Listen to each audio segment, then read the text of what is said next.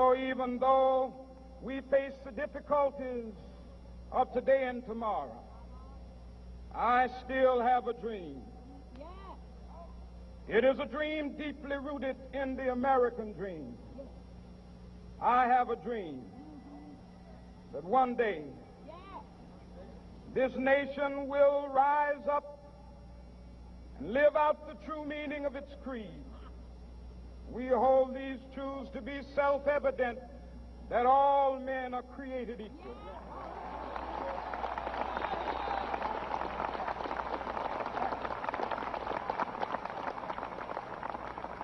I have a dream that one day on the red hills of Georgia, the sons of former slaves and the sons of former slave owners will be able to sit down together at the table of brotherhood. I have a dream that one day, even the state of Mississippi, a state sweltering with the heat of injustice, sweltering with the heat of oppression, will be transformed into an oasis of freedom and justice. I have a dream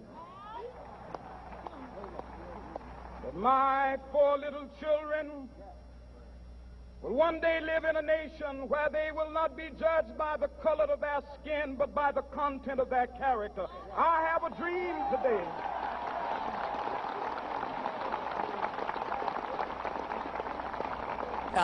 the problem that we have with dealing with this subject is we see people as groups, as they belong to certain groups, and that they derive their rights as belonging to groups. We don't get our rights because we're gays or women or minorities. We get our rights from our Creator as individuals. So every individual should be treated the same way. Is the enemy of all racism. Because racism is a collectivist idea. It's that you put people in categories. You say, well, blacks belong here and whites here and women here. And we don't see people in forms or gays. You don't have rights because you're gays or women or minority. You have rights because you're an individual. So we see people as strictly as individuals, and we get these individuals in a natural way. So it's exactly opposite of all collectivism, and it's absolutely anti-racism. A system designed to protect individual liberty will have no punishments for any group and no privileges. Today, I think inner city folks and minorities are punished unfairly in the war on drugs. For instance,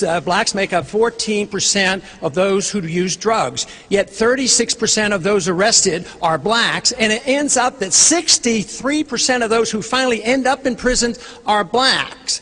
This has to change. We don't have to have more courts and more prisons. We need to repeal the whole war on drugs. It isn't working.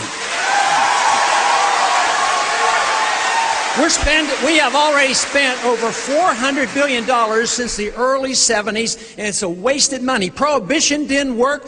Prohibition on drugs doesn't work. So we need to come to our senses, and absolutely, it's a disease. We don't treat alcoholics like this. This is a disease, and we should orient ourselves to this. That is one way you could have equal justice. Let the regulation go back to the state. Regulate it like alcohol, and with the real regulation come from the individual and also from the family and the parents and the community. That's what prevents drug use, not some federal thug coming in with guns and arresting some kid and throwing him in prison for life. That makes no sense whatsoever. Last time you ever changed your opinion? And I said, well, it's been a while since I've had a major change of opinion, but I try to understand and study and figure out how things work, become better at economics and all. But on that issue, I did have a change of opinion. And I stated this in the debates last go around. They asked a similar question, when did you change your opinion last? And that was just not like overnight. But my position now is since I'm a federal official, and not be a U.S. president, I do not believe in the federal death penalty. And in my book, Liberty Defined, I explain it in more detail. But basically, I make the argument against the death penalty. But I would not come and say that the federal government, the federal courts, to tell the states that they can't have a death penalty anymore. I don't go that far, but no, I just don't think the scientific evidence now to show. I think I read an article yesterday on the death penalty, and 68% of the time they make mistakes, and it's so racist too. I think more than half the people getting the death penalty are poor blacks. This is the one place, the one remnant of racism in our country is in our court system, enforcing the drug laws, enforcing the death penalty. I don't even know, but I wonder how many how many have been executed? Over 200. Over 200. I don't remember. I wonder how many were minorities. You know, yeah. If you're rich, you usually don't meet the death penalty. So that reason, and the DNA evidence now has proven people innocent over a period of time. All this stuff just built up. Why waste the time? You know, all this, and I don't think it's a very. It's not a good sign for civilization to still be. The sad part of all this is that we have forgotten what made America great, good, and prosperous. We need to quickly refresh our memories and once again reinvigorate our love, understanding, and confidence in liberty. The status quo cannot be maintained considering the current conditions. Violence and lost liberty will result without some revolutionary thinking. We must escape from the madness of crowds now gathering. The good news is the reversal is achievable through peaceful and intellectual means, and fortunately, the number of those who care are growing exponentially. With this faith, we will be able to hew out of the mountain of despair a stone of hope. With this faith, we will be able to transform the jangling discords of our nation into a beautiful symphony of brotherhood.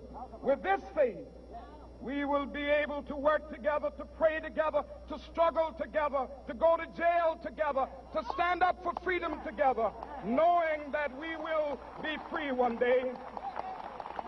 This will be the day. This will be the day when all of God's children will be able to sing with new meaning, "My country, tears of thee. Sweet land of liberty, of thee I sing. Land where my fathers died, land of the pilgrim's pride. From every mountainside, let freedom ring. And if America is to be a great nation, this must become true. And so let freedom ring. From the prodigious hilltops of New Hampshire, let freedom ring. From the mighty mountains of New York, let freedom ring. From the heightening Alleghenies of Pennsylvania, let freedom ring. From the snow-capped Rockies of Colorado, let freedom ring. From the curvaceous slopes of California. But not only that, let freedom ring from Stone Mountain of Georgia. Let freedom ring from Lookout Mountain of Tennessee. Let freedom ring from every hill and molehill of Mississippi, from every mountainside. Let freedom ring. And when this happens,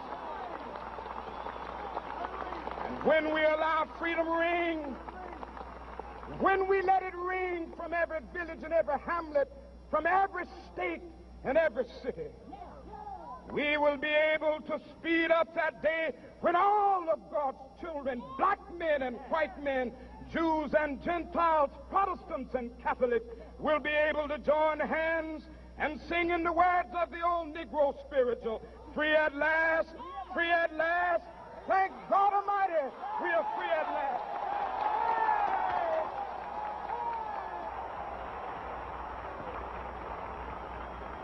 Prosperity, peace, and liberty.